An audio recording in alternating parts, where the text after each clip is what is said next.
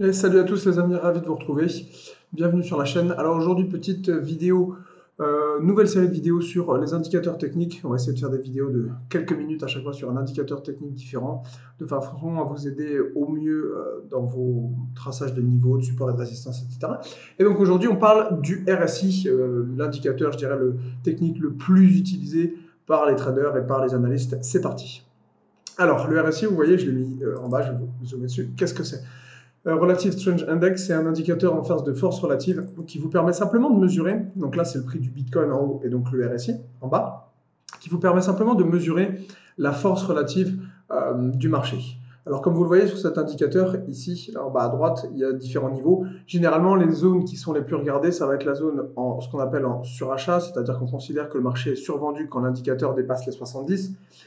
Et en survente, on considère que le marché est survendu, donc il y a potentiellement des opportunités d'acheter le marché quand on est en dessous de 30. C'est pour ça que vous voyez en violet les zones délimitées 70-30. Évidemment, ça vous pouvez le configurer. Et le RSI en lui-même est configuré par 14. Maintenant, vous pouvez l'augmenter, le baisser, vous pouvez faire ce que vous voulez comme réglage. Ça, ce sont les réglages de base. Donc le RSI, c'est un indicateur donc, de momentum, c'est-à-dire qu'il vous indique la force relative du marché. Qu'est-ce que ça veut dire? Alors, je vais vous montrer ça tout de suite. Donc si vous voyez donc la dernière montée de Bitcoin donc on a eu pour l'année dernière, vous voyez que c'était quand même assez explosif. Il existe différentes façons d'utiliser le RSI et je vais vous montrer tout de suite un petit peu à quoi ça sert et comment est-ce que c'est utilisé par la plupart des analystes notamment. C'est tout simplement de regarder un petit peu comment le RSI se comporte et les différentes divergences. Qu'est-ce que c'est une divergence? C'est tout simplement quand on fait un plus bas sur l'indicateur entre les pics, mais que vous faites un plus haut sur les prix. Il existe différents types de divergences, haussière, baissière. Là, vous voyez, vous avez donc une divergence tout à fait classique, c'est-à-dire que vous avez un plus haut sur les prix, un plus bas sur l'indicateur. On dit que c'est une divergence baissière. Qu'est-ce que ça veut dire? Généralement, c'est des signes de ralentissement du marché, c'est-à-dire que là, vous avez plusieurs divergences. Vous en avez une autre ici, que je vais vous mettre ici. Et vous en aviez une première, en réalité, qui était là, qui était un petit peu grosse celle-ci, mais voilà. Je vais vous mettre ici sur l'indicateur. Voilà. Qu'est-ce que ça veut dire? En fait, ça veut simplement dire que, comme vous le voyez, le marché au début avait beaucoup de peps, et par la suite, il continue de faire des plus hauts, mais ça ralentit, ça galère un petit peu plus jusqu'à trouver le bottom, et donc ici, le top, pardon, et donc ici, boum, on avait chuté. Vous voyez qu'on commence à ralentir au niveau de la pente du RSI. Ça, c'est typiquement le signe que le marché, il a moins de jus, il a moins de peps. En termes de force relative, il est un petit peu plus, ça ralentit.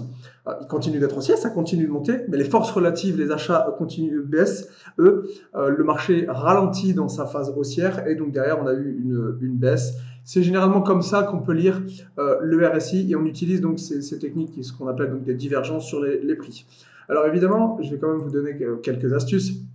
Les divergences, tout le monde les utilise un petit peu à tort et à travers sur Internet parce que c'est de temps en temps utile pour trouver des tops et des bottoms de marché. Le problème, c'est qu'il y a aussi beaucoup de gens qui les utilisent n'importe où. C'est-à-dire que si je vous prends le marché en 4 heures, là par exemple, vous voyez qu'on a un range. Donc vous voyez qu'il y avait la zone haute, la zone basse. Maintenant, si vous amusez à utiliser des divergences ici, par exemple, au milieu de nulle part, je vais vous montrer ce que ça donne.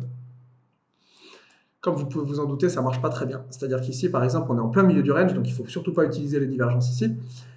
Mais en gros, vous voyez que celui qui utilisait les divergences ici, il y en avait des divs partout. Là, vous voyez, on monte. Et puis, vous voyez que par exemple, sur l'indicateur, on baissait. Ça, c'était une divergence. Petite conso, on continue de monter. Ensuite, vous pouvez faire la même chose. Là, vous voyez qu'il y avait des divergences plus ou moins. On monte. Ici. Voilà. Petite conso, on continue de monter. Etc., etc., etc. Il y en avait une autre ici. Là, une divergence plate, celle-ci. Vous voyez là, elle est sur l'indicateur, si je veux la zoom, voilà, très très légère, mais vous voyez qu'elle est là. Il y a un plus haut et le deuxième est plus bas. Si jamais on prend sur les prix, ils sont plus hauts là, vous voyez. Ça, c'est encore une divergence. Mais comme vous la prenez au milieu de nulle part, ça baisse un petit peu et ça continue de monter. Et celui qui traite ça à chaque fois en spéculatif, avec des stop loss juste au-dessus, à chaque fois, boum, il se fait démonter. Donc, c'est pas comme ça qu'il faut les utiliser. On les utilise quand on est sur des tops de marché. Exemple. Je vais repasser en daily et je vais vous montrer ça. Dernière fois, donc, on avait fait le top de marché. Ici, donc vous saviez qu'ici, il y avait un niveau, il fallait le noter. On redescend tout en bas. On redescend sur la zone support des 30 000. On était remonté. Et ici, vous voyez que sur l'indicateur, Je vais vous mettre en, on va mettre en bleu ce coup-ci. Là, vous voyez qu'il y avait une très belle divergence. Ça s'utilise. Pourquoi vous pouvez utiliser celle-ci et pas celle-ci? Celles-ci, elles sont au milieu des ranges. On ne les utilise pas. C'est au milieu de nulle part. Celle-ci, elle était sur un niveau technique. Le gros niveau ici que vous voyez qu'on avait fait, qui était donc la résistance tout en haut. Ça, vous pouvez l'utiliser. Vous pouvez éventuellement les utiliser sur des supports. Mais on n'utilise pas les divergences un petit peu n'importe où. Sinon, très souvent, vous vous faites piéger. Ça, c'est évidemment la première astuce que je voudrais vous donner. N'utilisez pas ces techniques de divergence parce que c'est l'essentiel, enfin c'est surtout pour ça qu'on utilise le RSI pour être franc.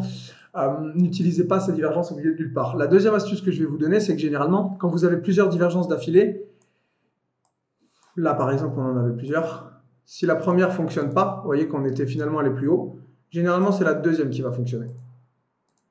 C'est-à-dire sur l'indicateur, là on en avait fait une, je prends pas la grosse parce qu'elle est tellement énorme, celle-là qu'on était dans une phase montée, donc celle-ci je ne la prends pas. Je vais prendre simplement les deux dernières qu'on a faites et celle-là encore une divergence. Vous voyez que la première ici n'avait pas marché, c'est la deuxième qui avait marché. Ça c'est la deuxième astuce que je vous donne. Généralement, vous voyez bien qu'on s'arrondit au niveau de la pente ici, vous voyez, et ça c'est le signe que on arrive sur des tops de marché, vous voyez, le prix commence à ralentir, à s'arrondir, et on commence à diverger sur les indicateurs de momentum. Ça, c'est typiquement le signe, effectivement, que le marché arrive à un top de marché, ou évidemment, si vous prenez l'inverse, à un bottom de marché. Dernière astuce dont je vous fais part,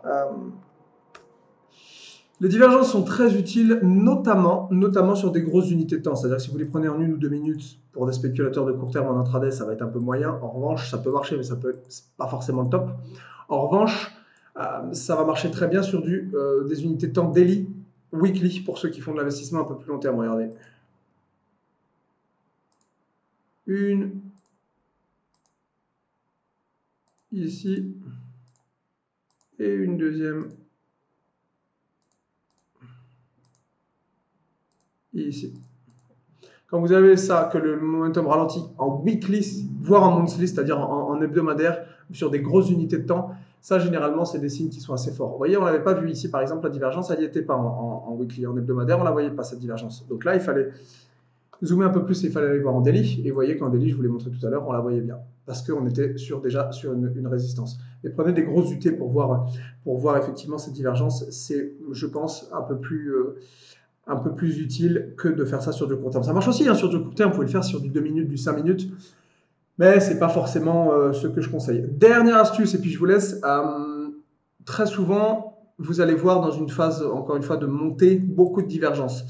Ça, c'est pas un signe qu'il faut les vendre, ces divergences, au contraire, c'est plutôt un signe que le marché est en tendance. Comme vous voyez, je vous ai montré tout à l'heure sur des unités de temps plus courtes, 1 heure, 2 heures, 4 heures, divergence, ça c'est généralement simplement le signe que le marché est haussier. Et que le marché est en tendance. Donc, vous amusez pas à vendre ça. Au contraire, cherchez les divergences pour dire c'est intéressant. Il y a plein de divergences, je vais attendre qu'on consolide un peu et je vais racheter le marché plus bas parce que s'il y a autant de divergences au milieu de nulle part, c'est sans doute qu'on est simplement en tendance et qu'on va aller plus haut. Donc à ce moment-là, vous attendez qu'on consolide un peu, un creux, et puis vous rachetez le marché. Ça peut être une technique d'investissement, c'est assez utilisé ça aussi.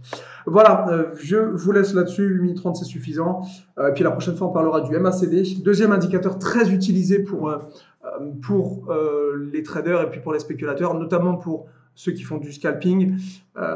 Mais on verra ça dans la prochaine vidéo. Allez, à plus les gars!